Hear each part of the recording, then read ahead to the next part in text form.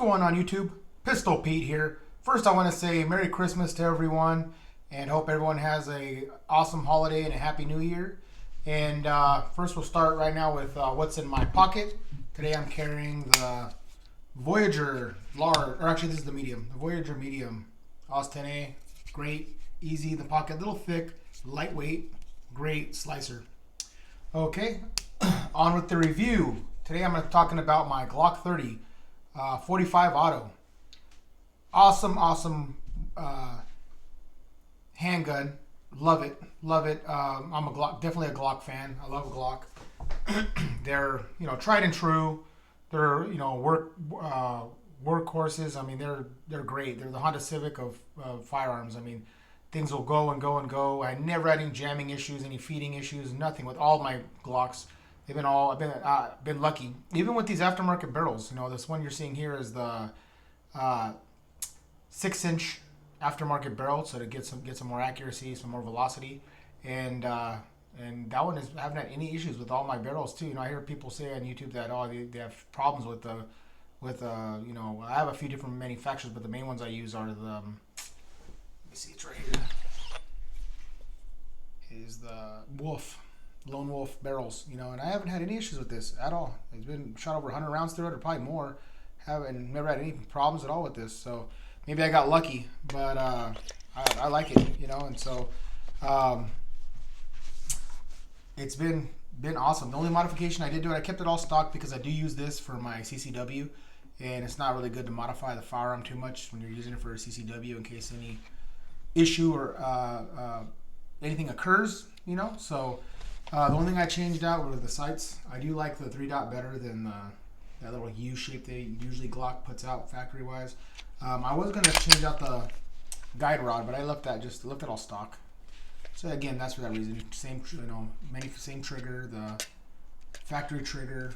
Obviously these all been safety checked, and it's been an awesome gun. I mean, even though just factory stock, it's been great.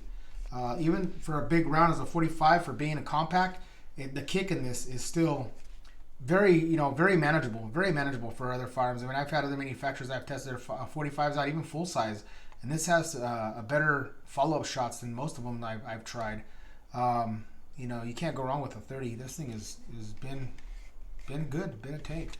I do live in California, and this is a 45, so even if you don't, I mean, I think the biggest you can get is 13 rounds, but this is 10 rounds of 45, which is still pretty good for a big round. 10 rounds is not bad, so I do like that. And it is I'll admit when you're carrying this, when I do carry this, it is a little heavy. You do feel you have something on your side. It is pretty thick, pretty wide, and I brought out, just for comparison, I brought out my Glock 29, which is a 10 millimeter.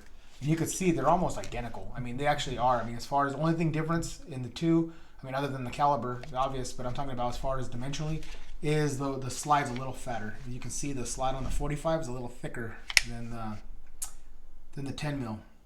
Other than that, the frames are absolutely, to me, they look absolutely identical.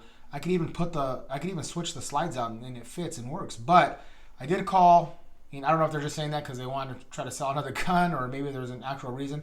But since this is a firearm and for safety, I didn't try it. But they said they're not compatible, so you can't put the 45 upper slide onto the 10 millimeter or vice versa.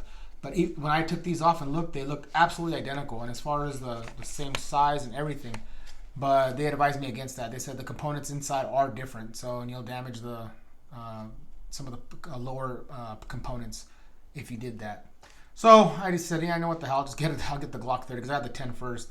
So I'll just get the 30 so I could have the 45, have best of both worlds, because this one here, the Glock 29, as you saw in my previous video, I mean, this one could turn 4 guns in one. You could turn this into 40 caliber, 357 SIG, of course 10 millimeter, and then 9x25 Dillon, which is awesome. And this one here, you can only get a barrel down to a 10 millimeter, so you can turn this into a 10 millimeter with this one. But yeah, these, man, they've both have been awesome firearms. I haven't had issues with either one of these. These are both, I rotate these into my daily carry. I also have smaller ones too as well, but These ones here have been good for compact. I mean, again, they are kind of bulky and heavy, but when I go hiking or camping, I'll take one of these big ones, especially this one here, the 10 millimeter with some heavy lead cast ammo.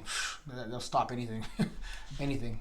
And the 45, this one here is good. I mean, this people know 45 is just knockdown power, super big, heavy lead projectile going down range. So, but yeah, so back to because I already did a review on the 10 millimeter, so but back to this one. Yeah, it's awesome firearm. Highly recommend it. If any guys or gals are thinking about getting it, like I said, even the kick on this isn't too bad. This one has a heavier thud when it fires, and compared to the 10 millimeter. The 10 millimeter is more snap. It's more snappy. This one's more of a feel a little bit like, but again, they both handle really well for the caliber. I've had other firearms I shot that are the same size, and with that size of a bullet, it handles it very well.